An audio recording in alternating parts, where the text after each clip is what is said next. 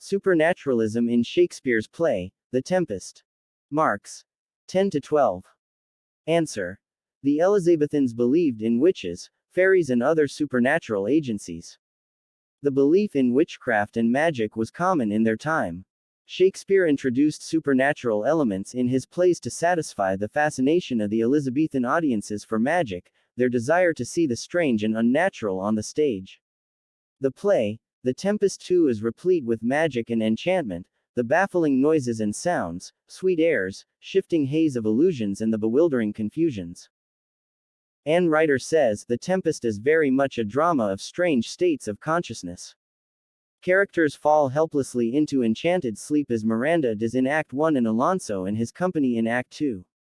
Ferdinand gets captivated by the music of Ariel. Strangely enough, he forgets the sorrow of his father's death as soon as he sees Miranda, whom he mistakes for a goddess. When he challenges Prospero, he cannot raise his sword. He is all bound up in a dream. Alonso enters the play, locked up in a lonely, intensely personal world of grief. He is only minimally aware of his followers when they try to assuage his troubled heart. The three sinful men, Antonio, Sebastian, and Alonso, are driven into a frenzy at the end of the banquet scene. The entire ambiance of the island, where Prospero and Miranda live, is electric with enchantment. As the story moves on, our sense of reality remains suspended. In fact, the play derives its tone and color from the fairies and the magician. The most important thing about the supernatural element in the play is that it not only serves as a background but also moves the action of the play. It is through magic that Prospero molds the action of the play, the raising of the storm, scattering and confounding Alonso and his company on the island, punishing the guilty persons, liberating them from enchantment, and finally, bringing them together. The terrors he raises on the ship is to effect the separation of the royal company from one another so that Ferdinand is cast alone on the shore and meets Miranda and falls in love with her. It is to cement the relationship with ex-enemy Alonso, who plotted against Prospero's life. Prospero, through his magic, raises the storm just with a view to bringing his enemies onto the shore so that they could be taught a moral and he could get reconciled to them. Here is Prospero's powerful magic: he offers forgiveness to his enemies without their asking for it. His power over spirits and the natural elements is poor compared with his magic of love and true affection for his erstwhile enemies and trustworthy friends.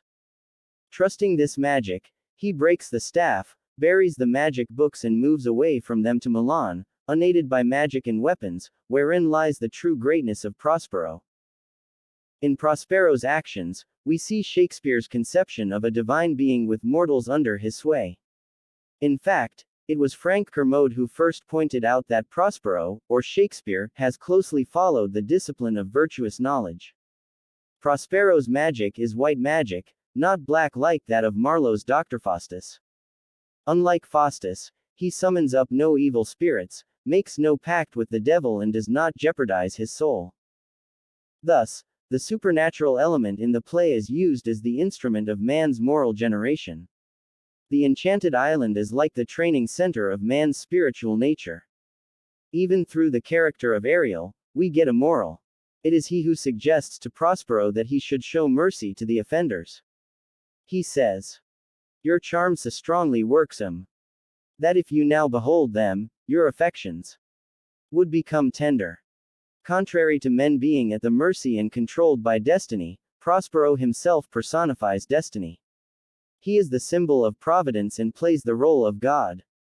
He has full control over nature, man, and the fairy world, his magic, however, being confined to the island only. Finished. Please subscribe to the channel for more updates of ready-made notes on English literature.